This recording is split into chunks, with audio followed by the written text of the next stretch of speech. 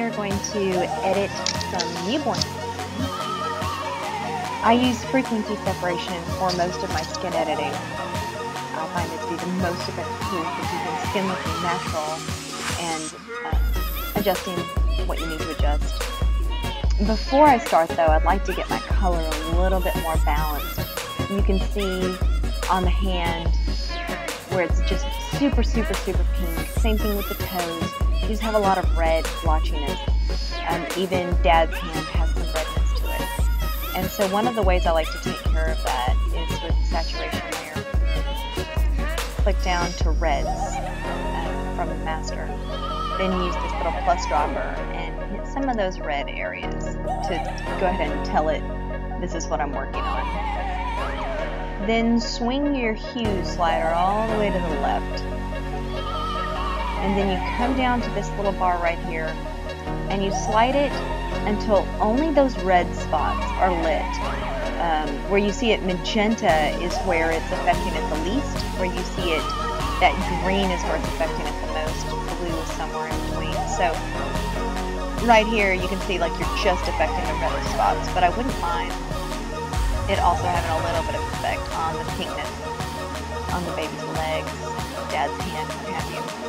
So all that area that's blue and pink and or blue and magenta and green, that's all affected. So then you bring your hue slider back. Now if you bring it back to the middle, that's where it was. But you keep going until you notice the toes and the palm look a little more peachy orange, like a little more natural looking. Not quite as just glaringly magenta. So you go ahead and slide that over. And then what I like to do, I like to go ahead and invert that layer. You can hit Control-I or Command-I if you're on the Mac. And so now everything's exactly like what it was.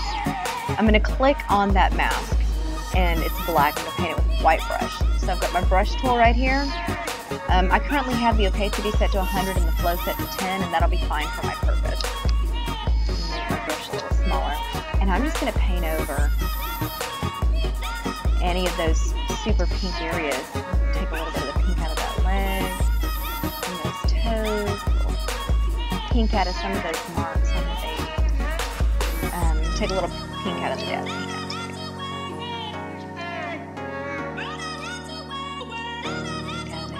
And I don't want all the pink gone. I like a little bit of pink in the cheeks, and I certainly don't want to change that beautiful lip color. But anywhere that just, you know, the skin looks angry, we take a little bit of that pink out of it. And so you can click this little eye right here so you can see that's what it looks like now. There's your before and your after. It's subtle, but it looks way more calm.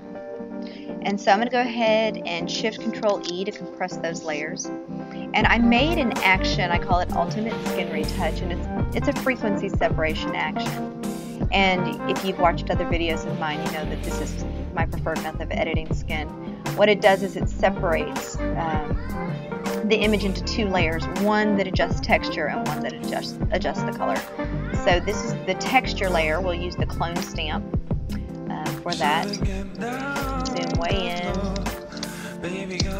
And so you find a spot of texture you like right there, and you just go over any of the little marks. Now you notice it doesn't make it go away, but your texture from wherever your source is, that's the texture you get. And so you want to go somewhere where it's close to the area. You don't want to put the wrong texture on something. So you want to stay to the similar area.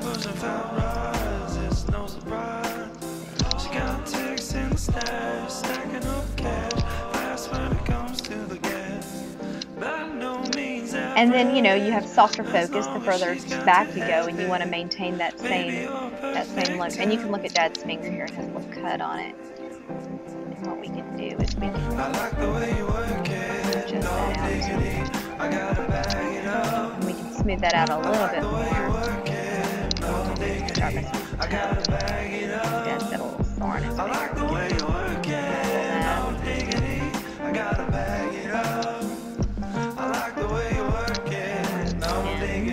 This sweet little baby kept sucking its arm. Oh my goodness, it was so sweet.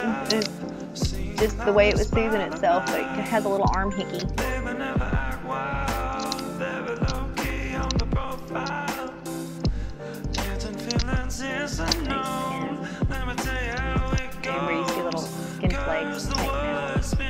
those lashes on that baby lashes. Now right now I'm just scanning to see if there's anything I want to correct.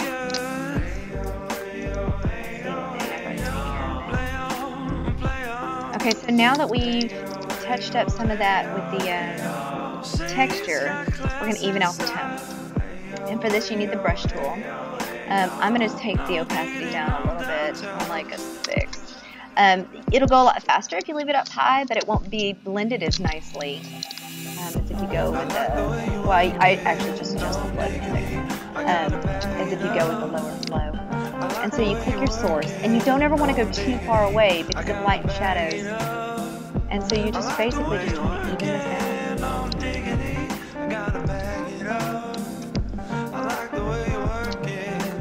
Take out some of that red. See where the scratch marks are there, take those out.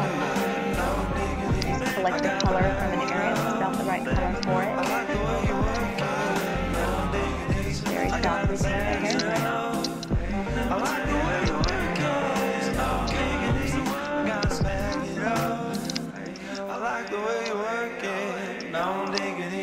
I gotta bag it up.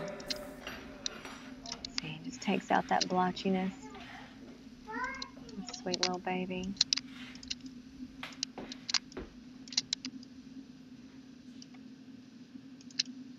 Some of the nose does. Like, there we go, taking out that little arm hickey. Taking out the little scratches and little red marks. Newborn skin is so sensitive to everything, so it gets so many red marks on it. And that's really one of the things about newborn editing is you'll find you're just taking out all the little marks that get on the baby. It doesn't matter how long in advance you take the blanket off or the diaper off and you try to get all the marks off the baby. It doesn't take anything. Their own hands, their own little baby nails brushing against them will rough their skin up. Their skin is just super, super sensitive to everything. That's part of what goes into newborn editing. Taking away those distractions, and that's really all they are. Just distractions from how cute the baby is. Who wants to be distracted from that?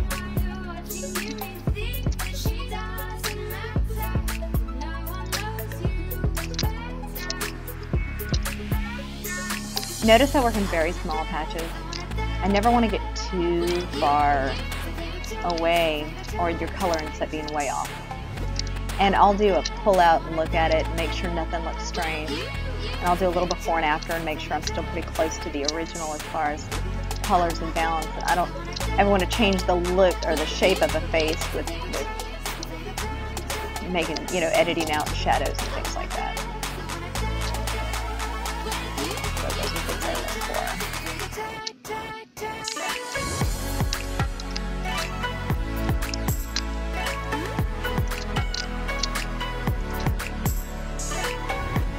Diaper marks we can get rid of. And do a little bit of a pullback here. And you can click this eye and see the before and after. Watch how those marks go away.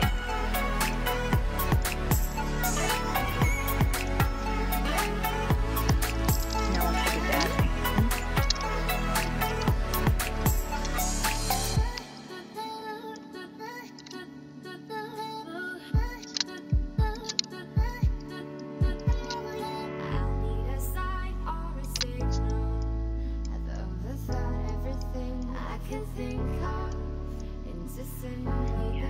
Good. I'm going to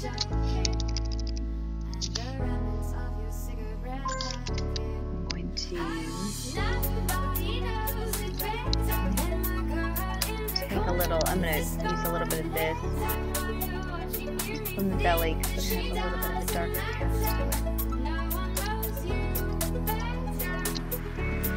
To be a pink tone to it, like the rest of the body.